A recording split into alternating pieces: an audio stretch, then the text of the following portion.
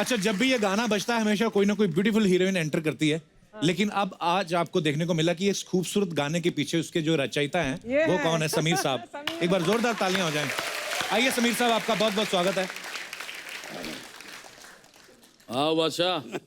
आओ टाइगर आओ। कपिल, आज रियल जंग होने वाली है। अरे सर, मजा आने वाला है आवाज और लफ्जों का जो है हंगामा आज होगा। इतना सुपर डुपर हिट कॉम्बिनेशन आज हमारे साथ है।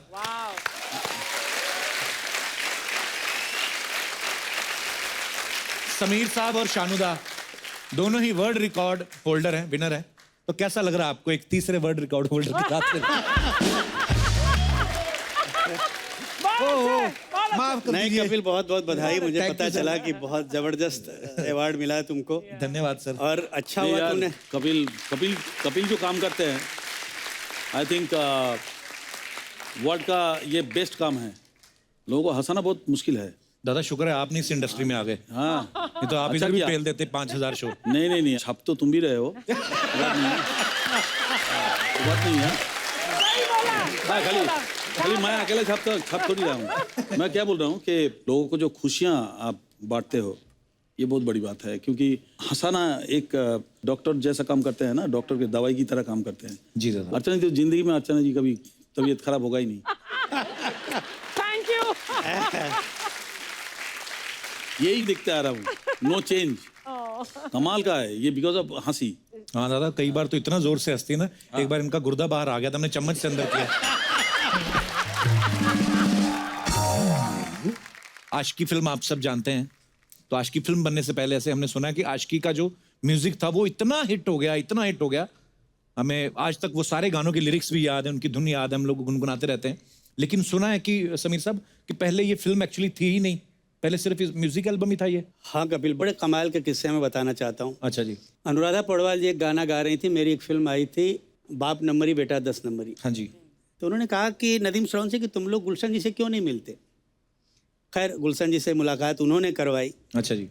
उसके बाद गुलशन जी ने कहा देखो हम फिल्म तो नहीं बना रहे हैं, हम म्यूज़िक बैंक बना रहे हैं, तो आप लोग कुछ गाने उसके लिए रिकॉर्ड करो। उसके बाद अगर हमको लगा कि ये म्यूज़िक बैंक के जो गाने बहुत अच्छे हैं तो मैं किसी प्रोड्यूसर को सुनाऊंगा, अगर उसको अच्छा लग गया तो फिल्म बन जाएगी। तो पहला गाना जो हमने रिकॉर्ड किया, जो टाइगर ने गाया, मैं दुनिया भुला दूंगा तेरी चाहत में, बड़ा ही कमाल। और उस एल्बम का नाम था चाहत। अच्छा जी। 5-6 गाने हो गए थे। महेश भट्ट आए और उन्होंने सुने तो उन्होंने बोला यार ये बहुत कमाल का म्यूजिक है, म्यूजिक डायरेक्टर कौन है? तो उन्होंने कहा कि नदीम श्रवण, और गाने किसने लिखे हैं? समीर ने। बोला ये म्यूजिक सुन के मुझे लगता है कि मैं इसके ऊपर एक कहानी बनाऊं। गानों के बीच में फिल्म डाल दी। फिल्म डाल दी। वाह। फिल्म बन गई और उसका टाइटल उन्होंने रखा आशिकी। अच्छा जी। मुझे बुलाया और उन्होंने बोला कि आपको टाइटल गाना लिखना है, और बहुत मशहूर हुआ गाना, आपको याद होगा, सांसों की ज़रूरत है जैसे बड़ा ही ज़िंदगी कमाल के का लिए, गाना है। बस एक सनम चाहिए आशिकी के लिए। गाना हो गया। गाना होने के बाद फिल्म कंप्लीट हो गई। एक दिन गुलशन जी का फ़ोन आया कि वो सबको बड़े भैया बोलते थे, भले आप उनसे छोटे हो, बट वो बोलते थे बड़े भैया। मुझे क्या लगता है कि लोग बोल रहे हैं कि यार ये म्यूज़िक जो है ये फिल्म का नहीं लगता, ये किसी एल्बम का लगता है, तो मैं अभी फिल्म रिलीज़ नहीं करूँगा, इसका एल्बम रिलीज़ करूँगा। अच्छा जी। मैं डर गया। मैंने बोला यार ये तो बड़ी मुश्किल हुई। मैंने सीधा नदीम श्रवण को फ़ोन किया। वो लोग भाग के आए और महेश जी के पास हम लोग गए। हमने बोला महेश जी ये तो बड़ी प्रॉब्लम हो गई, गुलशन जी बोल रहे हैं फिल्म नहीं रिलीज़ करेंगे। वो बोले अच्छा चलो मेरे साथ आओ। हम तीनों गए। जैसे ही महेश जी ने एंट्री ली तो गुलशन जी ने सुन लिया आवाज़ कि महेश जी आया, और डरते बहुत थे महेश भट्ट से। अच्छा जी। हम अंदर गए तो उन्होंने बोला कि गुलशन जी मैंने सुना है कि आप आशिकी फिल्म रिलीज़ ही नहीं करोगे। बोले नहीं भैया, लोग बोल रहे हैं कि बड़ा प्रॉब्लम है, इसका म्यूजिक तो अच्छा है मगर एल्बम का म्यूजिक लगता है, फिल्म का नहीं। अच्छा जी। तो उन्होंने बोला देखो गुलशन, मेरा नाम महेश भट्ट है, मैं आज तुमको एक बात लिख के देता हूँ कि अगर ये म्यूज़िक और ये फिल्म तुम्हारे म्यूजिक इंडस्ट्री की हिस्ट्री में अगर सबसे बड़ा रिकॉर्ड नहीं कायम करी तो मैं छोड़ दूंगा डायरेक्शन। वाह। My God. गुलशन जी ने बोला अच्छा अगर आप ये बात बोलते हैं तो पेपर पे साइन करेंगे? उन्होंने बोला लाओ पेपर। उन्होंने पेपर पे लिखा वाह। कि अगर ये फिल्म हिट नहीं हुई या म्यूजिक नहीं चला तो मैं डायरेक्शन छोड़ दूंगा। और गुलशन जी ने बोला एक और प्रॉब्लम है महेश जी, क्या करें? बोले क्या? बोले लोग बोलते हैं कि ये हीरो हीरोइन बहुत ख़राब दिखते हैं, ये अच्छा। दोनों की शक्ल हमको पसंद नहीं। तभी नए बिल्कुल डेब्यू था उनका। तो महेश जी ने बोला कि अच्छा मैं इसका भी रास्ता निकालता हूँ, एक काम करते हैं, पोस्टर पे उनकी फोटो ही नहीं दिखाते हैं, उनकी फोटो के ऊपर हम जैकेट डाल देते हैं। उन्होंने बोला अच्छा आपको इतना कॉन्फिडेंस है? बोले हाँ। तो बोले अच्छा लीजिए, मैं भी इसके नीचे लिखता हूँ कि मैं जिंदगी में आज तक जितना प्रमोशन किसी फिल्म का नहीं किया मैंने, उससे ज़्यादा प्रमोशन इस फिल्म का करूँगा एंड देन बिकम हिस्ट्री बन गई वाकई। एक हमने और सुना है कि आपके घर में कोई शीतला पांडे नाम का आदमी रहता था। ये उनके बारे में कुछ बताएंगे? तुम पूरा रिसर्च करके आए हो। एक्चुअली समीर साहब का पहले नाम सुना कि शीतला पांडे था, मैंने सुना तो मुझे लगा यार शीतला पांडे मतलब ये कोई एस्ट्रोलॉजर है। आपका नाम शीतला पांडे था? अच्छा तुम्हारा भी कोई टाइगर? दादा हमने सुना है आपके घर में भी केदारनाथ भट्टाचार्य रहते थे। शीतला पांडे जी और केदारनाथ भट्टाचार्य बड़े सारे राज खुलने वाले हैं। और बड़ी कमाल की कहानी है, जैसा तुमने कहा कि करेक्ट मेरा जो ओरिजिनल नाम था वो शीतला पांडे। क्यों नाम रखा गया, हमारे यहाँ गांव में अजीब किस्सा हुआ करता था। अगर जिस दिन आप पैदा हुए जी उस दिन अगर कुछ हादसा हो गया तो आपका वो नाम रख दिया जाता था। जैसे हमारे यहाँ एक आदमी पैदा हुआ तो उस दिन झगड़ा बहुत हो गया गांव में। अच्छा जी। तो उसका नाम झगड़ू रख दिया। तो बोले वर्ल्ड कप जीता तो बोले उसका नाम कप रख दिया। तो बोले यार ये अजीब मुश्किल है। तो मेरी दादी, जब मैं पैदा हुआ तो मेरी दादी के सपने में वो शीतला माता आई थी। तो उन्होंने कहा कि इस बच्चे का नाम आप शीतला रख दो। अच्छा रख दिया बचपन में, मुझे मालूम नहीं। जब मैंने पहली कविता लिखी तो मैंने उसके नीचे अपना नाम लिखा। तो जितने मेरे दोस्त थे बोले यार ये किसी शायर का नाम नहीं लगता है, बहुत सर का क्लर्क आदमी होगा, कोई बैंक में नौकरी कर रहा होगा, इसका नाम चेंज करो। फिर मैंने नाम चेंज कर दिया। तो मेरा घर में एक और पेट नेम है, मेरी आंटी जो है मुझे राजन बुलाती हैं। अच्छा जी। तो मैंने राजन रखा। फिर रिएक्शन आया कि यार ये बड़ा अजीब लगता है, किसी राजा महाराजा का नाम लगता है राजन। मतलब फिर मैंने उसमें से एक और वर्ड काट दिया। फिर मैंने अपने नाम के साथ लिखा शीतला पांडे राज। अच्छा जी। तो बोले ऐसा लगता है किसी सस्पेंस फिल्म में लिखने वाला राइटर है। फिर उसको हटा दिया। फिर मैंने देखा एक दिन एक नावल जो है बहुत खूबसूरत नावल था, उसके नीचे उस राइटर का नाम समीर था। अच्छा जी। तो मुझे बहुत खूबसूरत लगा। तो मैंने बोला यार एक काम करता हूँ, मैं ये समीर नाम रख लेता हूँ। समीर नाम रख लिया। तो जब वो नाम लिख के मैंने कविता लिखी तो लोगों ने बहुत पसंद किया और तब से मेरा नाम समीर हो गया। वाह क्या बात है। अरे समीर साहब का और लिखा हुआ गाना और शानुदा का गाया हुआ एक गाना है, परदेसी परदेसी जाना नहीं मुझे छोड़ के, राजा हिंदुस्तानी का ये गाना। ये गाने ने रेडियो स्टेशन से लेके रेलवे स्टेशन तक पैसा ही पैसा कमाया। ये सवाल अर्चना जी का था, कहते कि रेलवे स्टेशन से आपको कभी रॉयल्टी आई है? मुझे वो गाने का आपको मालूम नहीं है, वो गाना मेरे को धर्मेश दर्शन जी ने रिकॉर्ड कराया था। हाँ मुझे अरे उसका इमोशन से तो मैं पागल हो गया था। धर्मेश गाना सिखाते सिखाते रो दिया 2 बार। वो इतना दुखी होता है, सानू जी इस जगह पे आप ऐसा इमोशन लगे।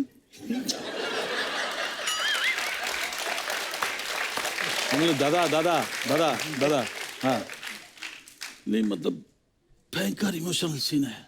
मैं सैड वाला गाया था ना। हाँ तो उनका कम से कम 7-8 बार रोता हुआ देखा मुंह। और रिकॉर्डिंग करने के लिए नादिम सबन किसी को नहीं रखा, वो खुद बैठा। मैं बोला आज तो मेरा हुआ बेरागढ़ गो गया, आज तो मेरा पता नहीं क्या होगा। तो मेरे को आके जो सीन था ना समझाने का जी, कि ये सीन में तुम जाना नहीं, परदेसी जाना नहीं, वो चले जा रहे हैं और ये वो बोल के ना करके फिर आंख से आंसू। हम बोला दादा रोकिए, आपको रोकिए। ट्रिमेंडस तो कुमार जितना हो सके इसमें डाल। हम बोला ठीक है मैं डालूंगा। बस डाला। बहुत इमोशनल आदमी है। और क्या कमाल की फिल्म थी राजा, बहुत ज्यादा इमोशनल था और कमाल के गाने। अरे समीर साहब ऐसे सुना है जब आप बनारस हिंदू यूनिवर्सिटी में पढ़ते थे तो आपका किस्सा किसी ने सुनाया था हमें बड़ा मजेदार, कि बोलते कि आपको जबरदस्ती स्टेज पे चढ़ा दिया था किसी ने जब आप स्टडी कर रहे थे। तो वो क्या किस्सा था समीर साहब? स्टेज पे आके बोलना और लोगों को हंसाना बहुत मुश्किल काम है। मैं शुरू में लिख रहा था और लिखना शुरू ही किया था जी। तो दोस्तों ने कहा कि आज हमारे कॉलेज में एक मुशायरा है। अभी मैं उसी कॉलेज से था, तुमको मुशायरे में आना पड़ेगा। अच्छा जी। मैं गया और मेरा नाम वहाँ डाल दिया गया। मेरे पहले 3 शायर मेरी उम्र के नौजवान शायर आए और उनकी जो दुर्दशा हुई है, केवल जूते चप्पल नहीं फेंके गए, बाकी सब कुछ हुआ। बाप रे, गालियां क्या क्या लोगों ने, भगाओ भगाओ, यंगस्टर्स के सामने कुछ बड़ा बोलना। मुश्किल होता है। मेरा नाम अनाउंस हुआ कि अब आपके सामने हमारे ही कॉलेज के शायर समीर साहब आएंगे, और मैं ऑडियंस में बैठा हूँ जैसे ये लोग बैठे हुए हैं, अच्छा जी, और मैं जा नहीं रहा हूँ। 3-4 लड़कों ने, दोस्तों ने मुझे उठाया, ले जाके स्टेज पे डाल दिया। अच्छा जी, अब मैंने कहा ये तो मैं फंस गया, अब करूँ क्या। लकली सब यंग क्राउड था, नए बच्चे थे, तो मैंने बोला अब इनके पसंद का कुछ सुनाऊं तो मज़ा यहाँ आए। तो मैंने 2 पंक्तियाँ सुनाई कि लड़के लड़कियों से पूछते हैं कि क्यों लड़कियाँ राज हमसे छुपाती हैं, वाह, क्यों लड़कियाँ राज हमसे छुपाती हैं, उम्र हो 26 की तो 16 बताती हैं। वाह,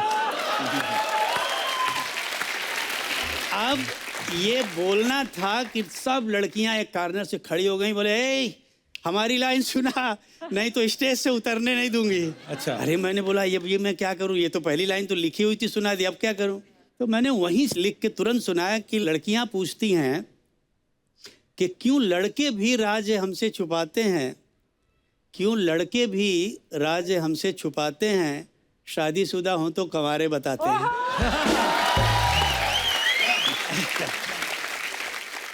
अभी क्या यहाँ शेरो शायरी में कुछ इसलिए लेके आया हूँ क्योंकि जहाँ अर्चना जी बैठी हैं वहाँ पे मैदान खाली है, तो मेरा कभी अगर मौका लगे शायद मैं भी क्योंकि मुझे तो कहीं इलेक्शन लड़ना नहीं है, मैं कोई पॉलिटिशियन तो मैं एक अर्चना जी के ऊपर मैं एक चंद शेर, चुकी है हमारी बहुत पुरानी दोस्ती है इनसे। इरशाद। वो कौन है जो तेरे हुस्न पे फिदा नहीं, वाह, हाय हाय,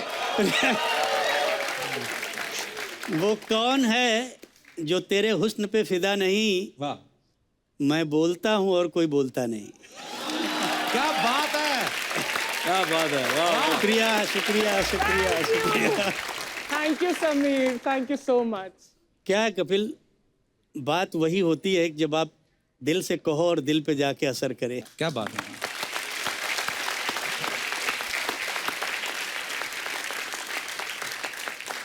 लेकिन एक राज की बात, शायद राज है कि नहीं, शानू बताओ, कि टाइगर टाइगर बोलते हो ना समीर तुम शानू को, शानू आज भी आप रात को अकेले में सोने से डरते हो? वैसे ये मत पूछना मुझे कैसे पता है, हाँ? हमारी दोस्ती है, मुझे पता है ना? बिल्कुल बिल्कुल सही बोला हाँ? कि मैं रात को अकेला नहीं सो सकता। ये पता है पीठ में कुछ भूत का डर होता है। अरे ये सीरियसली मानता है ना हाँ, इतने seriously। सालों से। मैं जिस अभी साइड में सोऊंगा ना, लगता है मेरे पीठ के पीछे कोई भूत भूत खड़ा होगा तो फिर क्या होगा। खिड़की विड़की बंद करने से तो कोई फायदा नहीं, भूत तो कोई छोटे छोटे जगह से भी घूम के आ जाता है। सुई की तरह छोटा सा भी छेद होगा, होल होगा, लेकिन छेद हाँ। होगा तो वहां से पुर करके आके बड़ा हो जाता है। तो अभी उसको तो तुम रोक नहीं सकते। हाँ, तो मैं क्या करता हूँ कि कहीं भी जाता हूँ, या तो मेरे साथ कुट्टी सोता है, अच्छा, जो कीबोर्ड पे है। हाँ, ऑल ओवर अमेरिका या कहीं भी टूर कर रहा हूँ, ये सोता है, या तो मेरे साथ कोई भी जाता है, एक को पकड़ के मेरे साथ सुलाता हूँ। मुझे लगा इतने सालों बाद अब तो गया नहीं। नहीं गया। ये है टाइगर।